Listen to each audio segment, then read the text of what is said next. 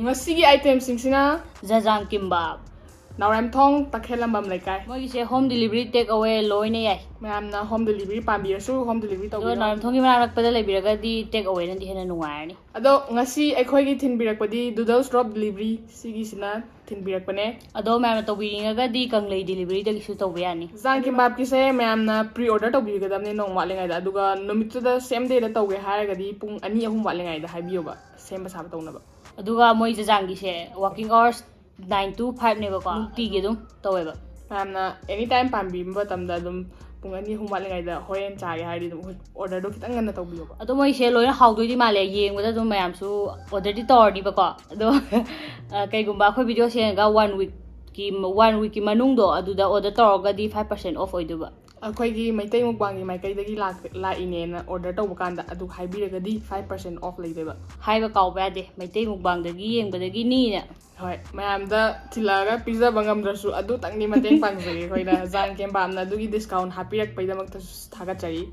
Aduga sigisina chicken bibimbap. Sina pork bibimbap leya. Sina sweet and spicy chicken. Chamane. Aduga kimchi se Yam kanare moja topoki lere with cheese. Sina white rice chicken kimbap. Aduga sina white rice sausage kimbap. Sina black rice chicken kimbap. Awasani. Chopstick su happy re. Yam nungai zare. Aduga marthana mayam da karam tang set of them.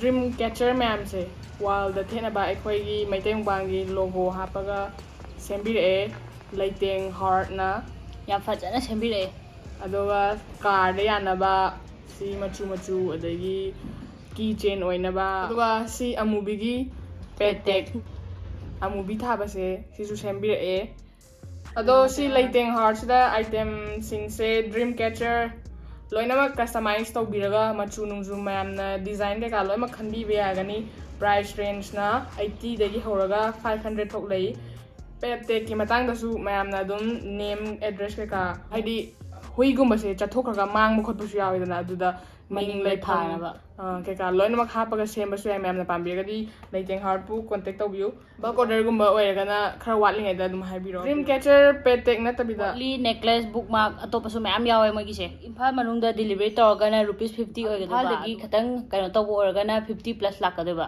ꯑꯗꯨꯒ ꯃꯌꯥꯝꯅ delivery ꯅꯠꯇꯕ pickup ꯇꯧꯕꯤꯒꯦ ꯍꯥꯏꯔꯒꯗꯤ ꯇꯣꯞ ꯃꯌꯥꯏ ꯂꯩꯀꯥꯏꯗꯒꯤ ꯇꯧꯕꯤꯗꯣꯏꯕ ꯑꯗꯨꯒ ꯃꯥꯒꯤꯁꯦ ꯒꯤꯐ ꯍꯦꯝꯄꯔꯁꯨ customise ꯇꯧꯕ ꯌꯥꯗꯣꯏꯅꯦ ꯁꯤꯒꯤꯁꯨ ꯖꯥꯡ ꯀꯤꯝꯕꯥꯞꯀꯤ ꯇꯥꯏꯞꯇ ꯑꯩꯈꯣꯏꯒꯤ ꯊ꯭ꯔꯨꯗꯒꯤ ꯑꯣꯔꯗꯔ ꯇꯧꯕꯤꯔꯒꯗꯤ 5% ꯑꯣꯐ ꯇꯧꯗꯣꯏꯕ 1 ꯋꯤꯛꯁꯤꯒꯤ ꯃꯅꯨꯡꯗ ꯗꯤꯂꯤꯚꯔꯤ ꯄꯥꯔꯠꯅꯔꯅ ꯕꯨꯛ ꯇꯧꯒ ꯕꯤꯛ ꯕ꯭ꯔꯣ ꯐꯨꯗ ꯗꯤꯂꯤꯚꯔꯤꯒ ꯁꯤꯗꯒꯤ ꯑꯗꯨꯝ ꯑꯣꯔꯗꯔ ꯇꯧꯕꯤꯔꯁꯨ ꯌꯥꯏ ꯂꯩꯇꯦꯡ ꯑꯗꯣ ꯍꯥꯔꯠꯀꯤꯁꯦ ꯅꯤꯉꯣꯜ ꯆꯥꯛꯀꯧꯕꯒꯤ ꯁ꯭ꯄꯦꯁꯦꯜ ꯑꯣꯏꯅ ꯄꯣꯠꯂꯤꯁꯦ 550ꯗ ꯐꯪꯗꯣꯏꯕ ꯑꯗꯣ ꯂꯩꯇꯦꯡ ꯍꯥꯔꯠꯀꯤ ꯏꯟꯁꯇꯥꯒ꯭ꯔꯥꯝ ꯄꯦꯖꯁꯨ ꯍꯥꯞꯆꯔꯝꯒꯦ ꯗꯤꯁꯀ꯭ꯔꯤꯞꯁꯟꯗ ꯂꯤꯡꯛꯁꯨ ꯍꯥꯞꯄꯕꯅꯦ ꯖꯥꯡ ꯀꯤꯝꯕꯥꯞꯀꯤ ꯏꯟꯁꯇꯥꯒ꯭ꯔꯥꯝ ꯂꯤꯡꯛꯁꯨ ꯍꯥꯞꯆꯔꯕꯅꯦ ꯆꯦꯛ ꯇꯧꯕ ꯀꯥꯎꯕꯤꯒꯅꯣ ꯐꯣꯟ ꯅꯝꯕꯔꯁꯨ ꯍꯥꯞꯆꯔꯝꯃꯒꯦ ꯑꯗꯣ ꯆꯥꯕ ꯍꯧꯖꯔꯒꯦ ꯁꯣꯁ ꯂꯨꯞꯇꯕꯤꯗ ꯆꯥꯒꯦ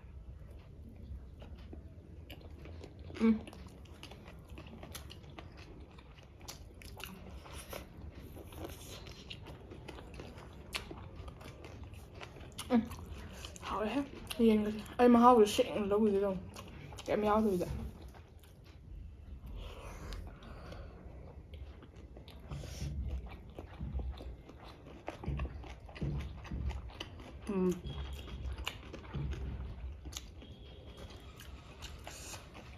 ꯍꯥꯎꯈ꯭ꯔ ꯂꯩꯍꯧꯔꯦ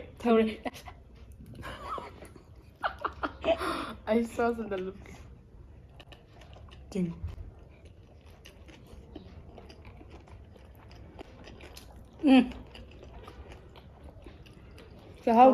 ꯆꯥꯛꯍꯥꯎ ꯃꯅꯝꯗꯨꯒ ꯆꯥꯛꯍꯥꯎꯅ ꯍꯦꯟꯅ ꯍꯥꯎꯋꯦ ꯃꯃꯜ ꯈꯤꯇꯪ ꯍꯦꯟꯖꯤꯜꯂꯁꯨ ꯃꯥꯏ ꯀꯤꯝꯆꯤꯁꯤꯁꯨ ꯍꯥꯎꯋꯦ ꯆꯤꯡ ꯂꯥꯎꯕꯤꯗꯣ ꯑꯣꯏꯗꯦ ꯅꯍꯥꯟꯃꯨꯛ ꯏꯕꯥꯅꯤ ꯈꯪꯕꯗꯣ ꯍꯥꯎꯏꯀꯣ ꯁ꯭ꯄꯤꯅꯥꯆꯀꯁꯦ ꯐꯖꯅ ꯍꯥꯞꯄꯦꯕ ꯅꯞꯄꯦ ꯃꯤ ꯑꯦꯛ ꯔꯣꯜꯒꯁꯦ ꯌꯦꯡꯉꯨꯅꯦ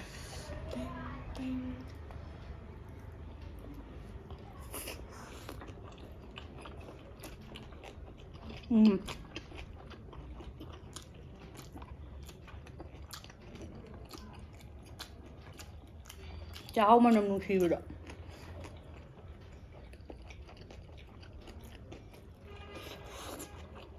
ꯃꯥꯏ ꯆꯤꯛꯀꯟ ꯌꯥꯝ ꯍꯥꯎꯋꯦ ꯁꯤꯗ ꯍꯥꯞꯄ ꯆꯤꯛꯀꯟꯁꯦ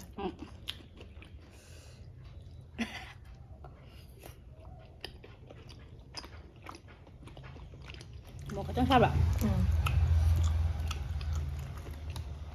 ꯁ꯭ꯄꯥꯏꯁꯤ ꯆꯤꯁ ꯇꯣꯞꯄꯣꯛꯀꯤ ꯁꯣꯁ ꯑꯃ ꯁꯦꯝꯖꯕ ꯃꯥꯜꯂꯦ ꯒꯣꯆꯨꯖꯥꯡ ꯃꯥꯟꯗꯦꯀꯣ ꯁꯣꯁꯦꯁ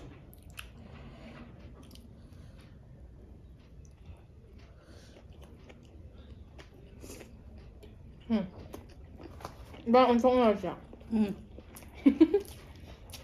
애들 짠이해봐. 난 김치 짠이해 청해봐.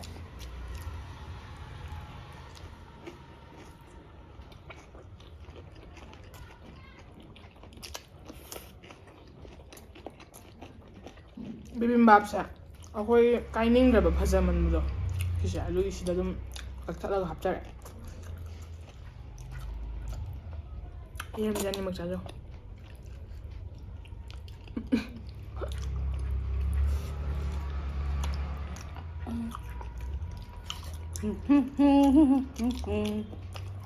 Sao vậy hỏi cho mình lần này gọi. Là cái nó sao bây giờ mình từ nó một lần ngoài sang rồi sao rồi. 수마이나 짱 아무도 삐럭거시고 거기다 싸버려서 농아이고 Mà mình nhìn mình xuống ngoài bây giờ coi hiện bây giờ đấy quay được xua ba rồi tập ok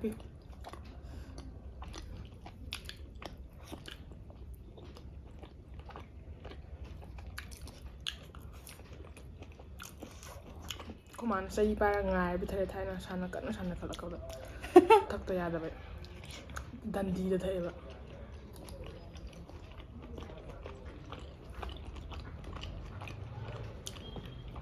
juice của mình hay là băm à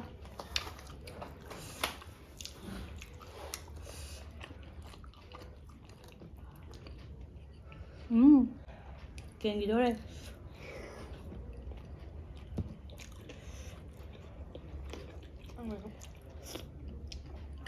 một xả đi hai sweet and spicy chicken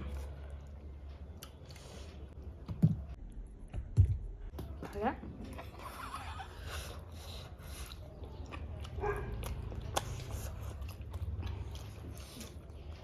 ꯍꯥꯎꯋꯦ ꯃꯣꯔꯣꯛꯁꯤꯒ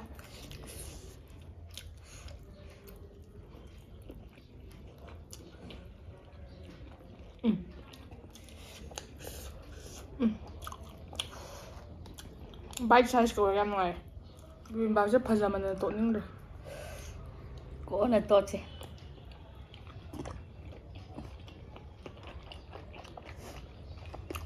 ꯄꯤꯌꯥꯔꯤ ꯀꯤꯝꯆꯤꯗꯤ ꯏꯔꯣꯏꯔꯦ ꯉꯁꯤ ꯌꯥꯝ ꯆꯥꯟꯅꯒ ꯃꯥꯜꯂꯦ ꯑꯩ ꯁꯣꯁꯅ ꯍꯥꯏꯔꯦ ꯍꯥꯎꯋꯦ ꯑꯗꯨ ꯀꯦꯁꯦ ꯀꯤꯝꯆꯤꯗ ꯑꯩꯁꯨ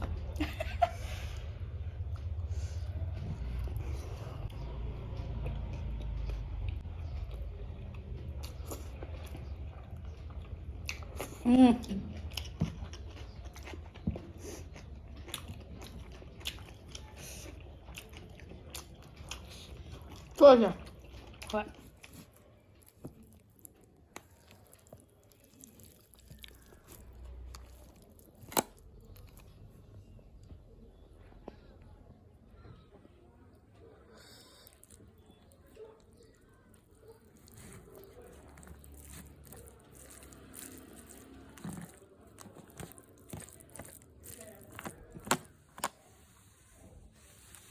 ꯆꯤꯛꯅ ꯆꯥꯕ ꯍꯥꯟꯅ ꯇꯥꯟꯖꯥ ꯇꯥꯟꯅꯁꯤ ꯕꯤꯕꯤꯝꯕꯥꯞ ꯆꯤꯛꯀꯟ ꯕꯤꯕꯤꯝꯕꯥꯞ 1 2 3 ꯌꯥꯝ ꯌꯥꯎꯗꯦ ꯑꯅꯣ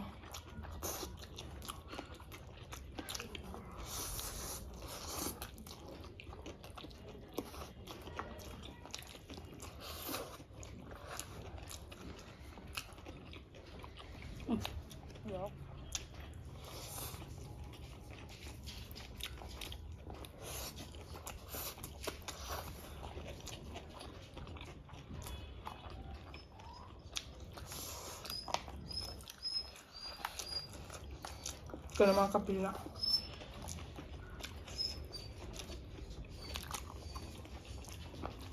ꯃꯥ ꯉꯁꯥꯏꯗꯩ ꯈꯪꯗꯕ ꯃꯈꯥꯗ ꯃꯤ ꯂꯥꯛꯑꯦꯗꯣ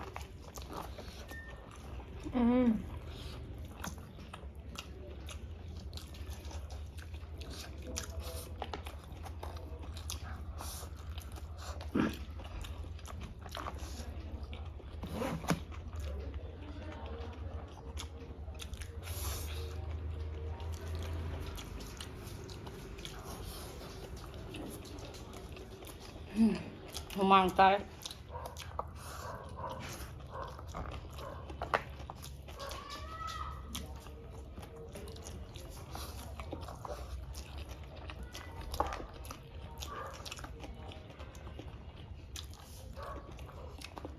하가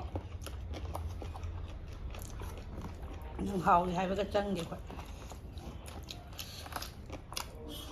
뼈는 줘야지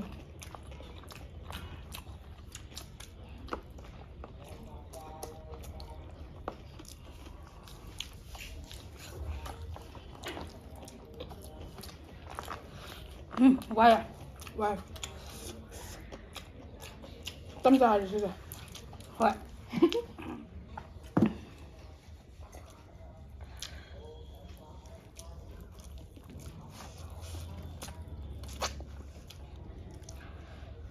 뭐 kayak kan nanti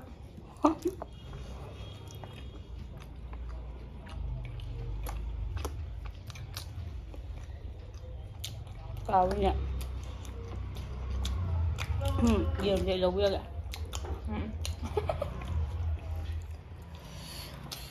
yam lâu ấy bây giờ hàng này khỏi lâu rồi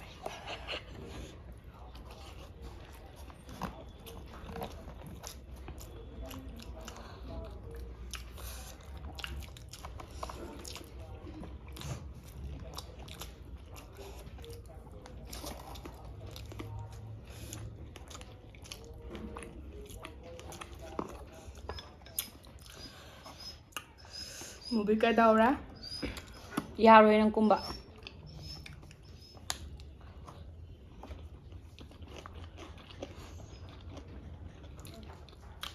Masih mau beli di solitaire Mau beli kimchi jaga ya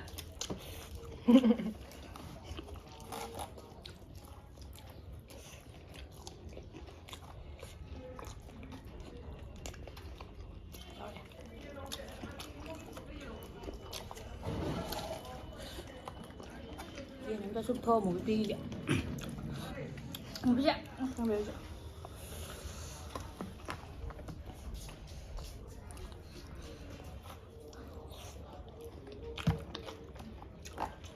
Kadang-kadang sudah maik pa alam terus terus ba.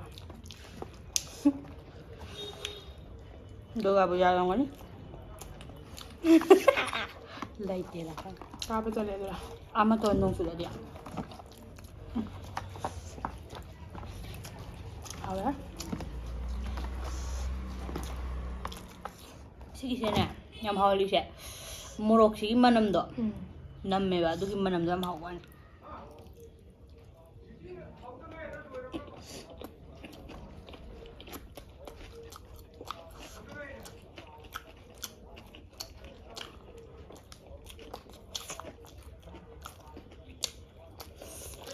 Kau nunggu ke? Nunggu sih.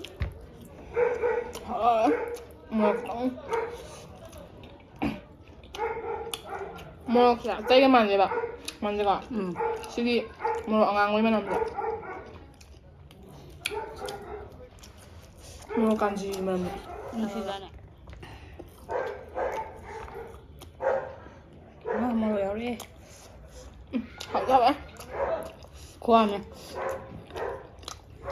Kau cái bốn nay nung càng làm bao rồi nhé. Nung tadi. Harus.